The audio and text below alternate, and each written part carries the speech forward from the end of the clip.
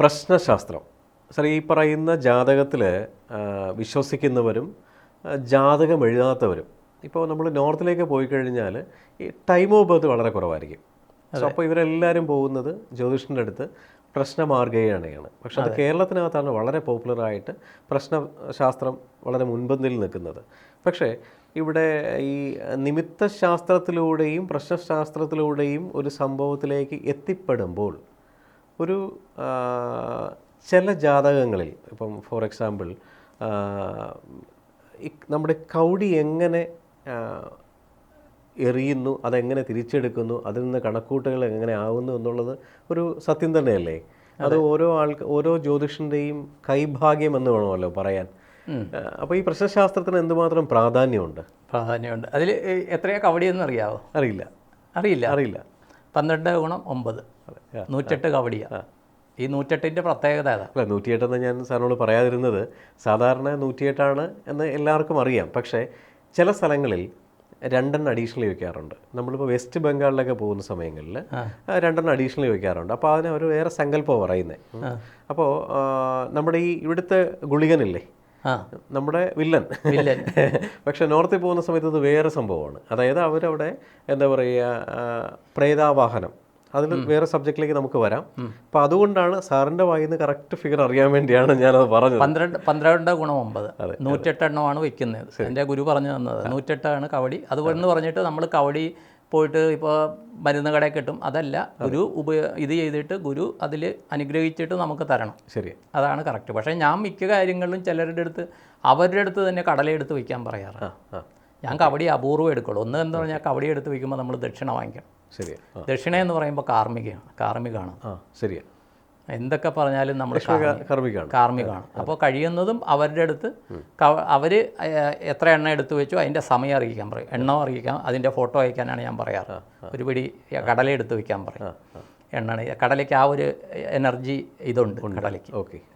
അപ്പോൾ ഈ കവടി എടുത്ത് വെക്കുമ്പോൾ ഇദ്ദേഹം എന്ന് പ്രശ്നം വയ്ക്കാനായിട്ട് ആൾ വരുമ്പോഴത്തേക്കുള്ള നിമിത്തം, ആ സമയത്തെ സമയം. പക്ഷേ ഇപ്പോൾ പലരും നേരത്തെ അപ്പോയിൻമെൻറ്റ് വാങ്ങിച്ചിട്ടാണ് പ്രശ്നം വയ്ക്കാൻ പോകുന്നത്. ശരിയാ. അപ്പോഴേ അതിൻ്റെ ഫസ്റ്റ് ഗണപതിക്ക് വെച്ചത് തന്നെ സോൾവായി അല്ലേ?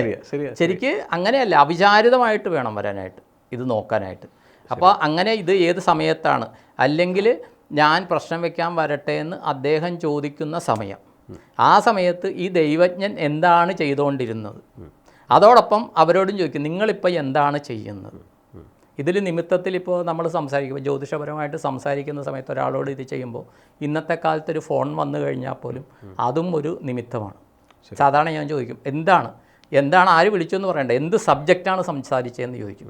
ആ സംസാരിച്ച സബ്ജക്റ്റ് ഒരു പക്ഷേ ഈ ഇതിലേക്കുള്ള റൂട്ടായിരിക്കും. കണക്ട് ചെയ്യാൻ പറ്റും. അപ്പോൾ ഇത് നിമിത്തം ജ്യോതിഷത്തിന് ഈ പ്രശ്നത്തിന് മെയിൻ ഘടകമാണ്. എന്നിട്ട് ഈ കവടി ഉരുട്ടുകയാണ്. അപ്പോൾ അദ്ദേഹത്തിൻ്റെ ധ്യാനം, അതും കണ്ണടച്ചിട്ടാണ് കവടി ഉരുട്ടുന്നത്. ഒരിക്കലും തുറന്ന് കവടി ഉരുട്ടാറില്ല. ആ ഉരുട്ടുന്ന സമയത്ത് ഈ കവടികൾ എവിടെയെങ്കിലും തെറിക്കുന്നുണ്ടോ, ഇതൊക്കെ അതിൻ്റെ ഫലമാണ്.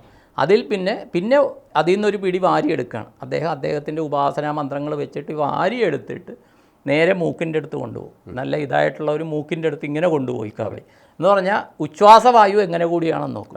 അപ്പോൾ ഉച്ഛ്വാസവായു എങ്ങനെ കൂടിയാണെന്ന് നോക്കുമ്പോൾ ഈ പൃഷ്ടാവ് ഇപ്പോൾ 2 or 3 പേര് വന്ന് കാണും, അതിലെ ഒരാളുടെ പേരിലായിരിക്കും പ്രശ്നം. ആ ആൾ ഈ സമയത്ത് എവിടെയാണ് ഇരിക്കുന്നത്, ഈ കവടി എടുത്ത സമയത്ത് ഇദ്ദേഹത്തിൻ്റെ അംഗവിക്ഷേപങ്ങൾ എന്താണ്, ഇദ്ദേഹം കണ്ണ് തുറന്നാണോ ഇരിക്കുന്നത്, ആ കണ്ണ് ഏത് ദിശയിലേക്കാണ് നോക്കുന്നത്, ആ സമയത്ത് ദൈവജ്ഞൻ്റെ ശ്വാസഗതി എന്താണ്, അതിനെ ആശ്രയിച്ച് ഫലം പോകും. അത് കഴിഞ്ഞിട്ടാണ് എണ്ണം വരുന്നത്, കവടി എണ്ണം വരുന്നത്. അപ്പോൾ അവിടെ തൊട്ട് ഇത് ഫലം വരികയാണ്. പക്ഷേ ഈ ഇടയ്ക്ക് ഞാൻ ആദ്യമായിട്ടാണ് അഷ്ടമംഗല്യ പ്രശ്നം കാണുന്നത് ഞങ്ങളുടേതായിട്ടുള്ളൊരു സമുദായ ക്ഷേത്രത്തിൽ, എറണാകുളം ജില്ലയിൽ. അപ്പോൾ വലിയ കാര്യത്തിൽ കണ്ടിട്ടുണ്ട്, ഗുരു പറഞ്ഞിട്ടറിയാം. ഈ ജോലി സംബന്ധമായതുകൊണ്ട് പൂർണ്ണമായിട്ട് കാണാൻ പറ്റിയിട്ടില്ല. അപ്പോൾ ചെന്ന് കഴിഞ്ഞപ്പോൾ നേരത്തെ പേപ്പറിൽ വന്നു 2 പേരുടെ പേര് വെച്ചിട്ട് ഭഗവാന്റെ മുമ്പിൽ ഏതാണ് ദേവത, ആ ദേവതയുടെ മുമ്പിൽ വെച്ച് നറുക്കെടുത്തു. ഇന്ന ആളെ ആണ് ദൈവജ്ഞനായിട്ട് പ്രശ്നം വരുന്നത്. പക്ഷേ അവിടെ ചെന്ന് കഴിഞ്ഞപ്പോഴത്തേക്ക് ഈ പറഞ്ഞ ആളല്ല ദൈവജ്ഞൻ, വേറൊരാളാണ് ദൈവജ്ഞൻ. അപ്പോൾ ഞാൻ വേറൊരു 3 പേരുണ്ട്. അപ്പോൾ അദ്ദേഹത്തിനോട് ചോദിച്ചപ്പോൾ പറഞ്ഞ് ഇവർ പേരിട്ടപ്പോഴത്തേക്ക് ഗുരുവിൻ്റെയും ശിഷ്യൻ്റെയും കൂടി പേരിട്ട്. വന്നത് ശിഷ്യൻ്റെ. മനസ്സിലായോ? അടുത്തൊരു ദൈവജ്ഞൻ എൻ്റെ അടുത്ത് അദ്ദേഹത്തിനോട് ചോദിച്ചതാണ്, നമ്മൾ വെറുതെ ചോദിക്കുന്നതാണ്. അടുത്തത് വന്നത് ശിഷ്യൻ്റെ പേര്. ഉടനെ ചർച്ച ചെയ്തപ്പോൾ ശിഷ്യൻ പറഞ്ഞില്ല, ഗുരു ഇരിക്കുമ്പോൾ ഞാൻ ദൈവജ്ഞനായിരിക്കില്ല, അദ്ദേഹത്തിന് എഴുത്താൻ പറഞ്ഞു. അവിടെയേ പ്രശ്നം വന്നു. ശരിയാ. ഇത് വരുമ്പോഴത്തേക്ക് അവിടെ തന്നെ പ്രശ്നം വന്നു അല്ലേ? ഗുരു ഇരിക്കുമ്പോൾ അപ്പോൾ അവിടെ അവർ അതിൻ്റെ ഫലം പറഞ്ഞു. കാര്യം എന്താ വെച്ചാൽ മെയിൻ ഡയറ്റിയുടെ ഇത് വരുന്നു. 2, ഈ വരുന്ന ഓരോ സമുദായത്തിന് ഓരോ ഉപാസനാ സമ്പ്രദായമുണ്ട് അല്ലേ? ഇപ്പോൾ SNDPയുടെ കീഴിലുള്ള ഒരു ക്ഷേത്രങ്ങൾ കാണും. അവിടെ ഒരു ഒരേ ദേവനായിരിക്കും, വിഷ്ണുവായിരിക്കും. പക്ഷേ അതും വേറൊരു നായർ സമുദായത്തിൻ്റെ ഇതിലുള്ളതും വേറെ പല വിധത്തിലുള്ള ബ്രാഹ്മണ സമുദായം, ഇപ്പോൾ ഗൗഡ, സാരസ്വത, നമ്പൂരി, അതൊക്കെ വരുമല്ലോ. ഇതിൽ വരുമ്പോൾ ഏത് സമ്പ്രദായം ഫോളോ ചെയ്യുന്നു എന്ന് വരും. അവിടെയൊക്കെ ഉപാസന പൂജാമാർഗ്ഗങ്ങളിൽ വ്യത്യാസമുണ്ടാവും. അപ്പോൾ ഇത് പ്രിഡിക്ഷൻ ചെയ്യുമ്പോൾ, അപ്പോൾ ഞാൻ അവിടെയായിട്ട് ഒരു ബന്ധമില്ല, നമ്മൾ ഇതാണെന്നൊന്നും ആർക്കും അറിയില്ല. ചിലർക്കറിയാം ബാങ്കിലെ ഇതായിരുന്നു എന്ന് പറഞ്ഞു. അപ്പോൾ ഇവർ പറയുമ്പോൾ ചില കാര്യങ്ങൾ ഞാൻ എഴുന്നേറ്റ് നിന്ന് ഇത് പറയും. അപ്പോൾ ഈ കമ്മിറ്റിക്കാർക്ക് നമ്മൾ പറയുന്ന അരോചകമായിട്ട് വരുന്നു. അത് നമുക്ക് ഫീലാകുന്നു. മനസ്സിലായി? ഇവർ പറഞ്ഞ കാര്യങ്ങൾ പലതും കാര്യം എന്താണെന്ന് വെച്ച് കഴിഞ്ഞാൽ ആ ക്ഷേത്രത്തിനെ സംബന്ധിച്ച് പ്രിഡിക്ഷനിൽ എടുക്കാൻ പാടില്ലാത്തതാണ്. പക്ഷേ പ്രഗത്ഭനായ ആളാണ് വന്ന് പ്രശ്നം വയ്ക്കുന്നത്. അദ്ദേഹത്തിൻ്റെ ഇതിനെയൊന്നും പറയാൻ പറ്റില്ല. പക്ഷേ ആദ്യമേ ദൈവം സൂചന കൊടുത്തു. ഇന്നതാണ് എന്ന് പറഞ്ഞിട്ട് സൂചന കൊടുത്ത് അതിനെ തെറ്റിച്ചിട്ടാണ് ഇവർ ഇത് വെച്ചിരിക്കുന്നത്. ലാസ്റ്റ് ഈ പ്രശ്നം അപ്പോൾ അവിടെ അതിൻ്റെ എന്താണ് ക്ഷേത്രത്തിൻ്റെ ധാർമ്മിക സ്ഥാനങ്ങളിലുള്ള ആരൊക്കെയാണോ ഇപ്പോൾ തന്ത്രി, അവരൊന്നും മിണ്ടുന്നില്ല, ഈ കാര്യങ്ങളിലൊന്നും മിണ്ടുന്നില്ല. അപ്പോൾ സാധാരണഗതിയിൽ നമ്മുടെ കുറച്ച് ജ്യോതിഷം തട്ടിമുട്ടി അറിയാം, പിന്നെ നമ്മുടെ ആചാരങ്ങൾ അറിയാവുന്നുള്ളത് കൊണ്ട് ചെറിയ കാര്യങ്ങളിൽ ഞാൻ ചോദിക്കുന്നു. പക്ഷേ അതിൽ ചോദിക്കുമ്പോൾ അദ്ദേഹത്തിൻ്റെതായ വിശദീകരണം പറയുന്നു. പക്ഷേ ആ ഒരു ഫലച്ചാർത്ത് എന്ത് ചെയ്തു എന്ന് വെച്ച് കഴിഞ്ഞാൽ ഇത് നമ്മുടെ ഇത് അനലൈസ് ചെയ്യുന്ന വിഭാഗത്തിന് പോയി. നമ്മുടെ ക്ഷേത്രങ്ങളെ സംബന്ധിച്ച് ധാർമ്മികമായിട്ട് അവിടെ ചെന്നപ്പോൾ അദ്ദേഹം ചോദിച്ചു, ഇതാരാണ് ഇങ്ങനത്തെ ഒരു പ്രശ്നച്ചാർത്ത് വാങ്ങിച്ചതെന്ന് ചോദിച്ചു. ഇവിടെ നമുക്ക് ആ ജ്യോതിഷനെ കുറ്റം പറയാൻ പറ്റില്ല, കമ്മിറ്റിക്കാരെ കുറ്റം പറയാൻ പറ്റുകയില്ല, നാട്ടുകാരെ കുറ്റം. ഇതിൽ വരുന്നത് എന്താണെന്ന് വെച്ച് കഴിഞ്ഞാൽ ഇതിൻ്റെ പ്രത്യാഘാതം വരുന്ന തലമുറകൾ അനുഭവിക്കും. ശരിയാണ്. അദ്ദേഹം നല്ലൊരു കാര്യം ഇത് ചെയ്യുമ്പോൾ അദ്ദേഹത്തിൻ്റെ പ്രഡിക്ഷൻസ് അടിപൊളി പ്രഡിക്ഷൻസാണ്. വളരെ കൃത്യമായിട്ട് അദ്ദേഹം കാര്യങ്ങൾ പറഞ്ഞിട്ടുണ്ട്. ഇതൊന്നുമില്ല. പക്ഷേ ബേസിക്കലി നിങ്ങൾ പോയ മാർഗം തെറ്റാണെന്ന് ആ ദേവത അറിയിച്ചു. നിങ്ങൾ പോയ മാർഗം തെറ്റാണെന്ന് ഇവർ അറിയിച്ചു. കാര്യം എടുത്തത് തന്നെ നറുക്കിട്ടത് തന്നെ ഗുരുവും ശിഷ്യനും ആണെന്ന് അറിയാണ്ടാണ് ഇവർ അവരുടെ സമ്മതം വാങ്ങിച്ചിട്ടാണല്ലോ നറുക്കിടുന്നത്. പിന്നെ ഡേറ്റാണ് അവർ തീരുമാനിക്കുന്നത്. ഇങ്ങനെയുണ്ട് ഞങ്ങളുടെ ഇവിടെ ദേവപ്രശ്നം എന്ന് പറഞ്ഞിട്ട് ഇതെന്ന് പറഞ്ഞിട്ട് അല്ലെങ്കിൽ അഷ്ടമംഗല്യ പ്രശ്നം എന്ന് പറഞ്ഞിട്ട് സമ്മതം വാങ്ങിച്ചിട്ടാണ് ഇങ്ങനെ ഇന്ന ആൾക്കാരെയാണ് വിളിക്കുന്നതെന്ന് പറയുമ്പോൾ ആ നറുക്കിടുമ്പോഴത്തേക്കും ഒരിക്കലും ഒരു ഗുരുവിൻ്റെയും ശിഷ്യനെയും കയറി നറുക്കിടാൻ പാടില്ല. ശരിയാണ്.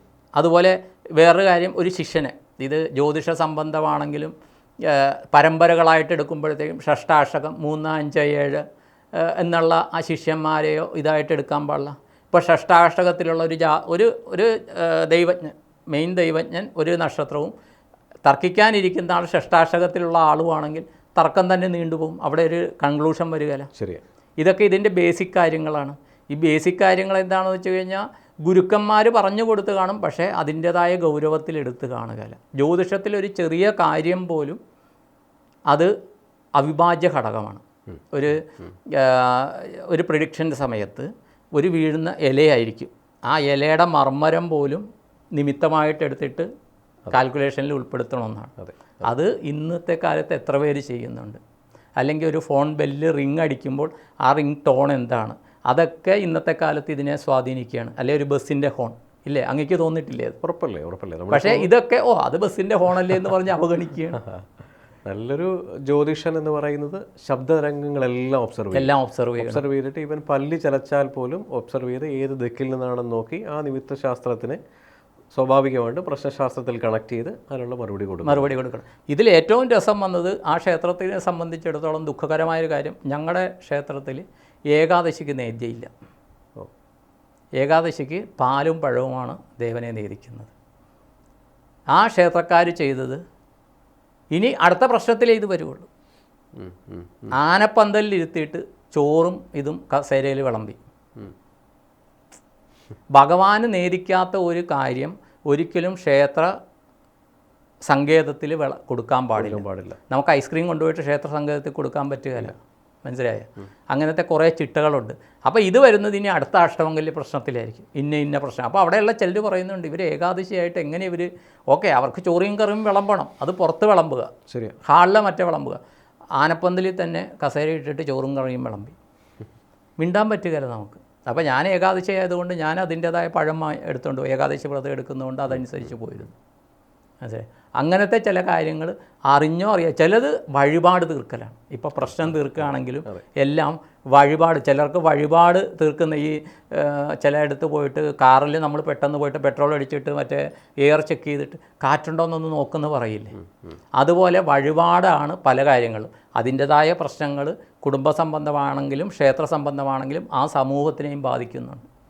ഉറപ്പാണ്. നല്ലൊരു അഷ്ടമംഗല്യ പ്രശ്നത്തിൻ്റെ റിസൾട്ടാണ് ആ ഗ്രാമത്തിൻ്റെ അല്ലെങ്കിൽ ആ ചുറ്റുപാടിൻ്റെ വിജയം എന്ന് പറയുന്നത്, ഓരോ ആൾക്കാരുടെ ഐശ്വര്യം എന്ന് പറയുന്നത്. അത് ഈ പ്രശ്നശാസ്ത്രം വളരെ മഹത്തായ സംഭവമാണ്. അത് നോക്കിയും കണ്ടും ഹാൻഡിൽ ചെയ്യണമെന്നുണ്ടെങ്കിൽ ഒരു സമൂഹത്തിന് വലിയ രീതിയിലുള്ള മാറ്റങ്ങൾ കൊണ്ടുവരാൻ പറ്റുന്ന ഒരു ശാഖയാണ് പ്രശ്നശാസ്ത്രം. എന്തായാലും എല്ലാവർക്കും നല്ലത് മാത്രം വരട്ടെ. നന്ദി, നമസ്കാരം.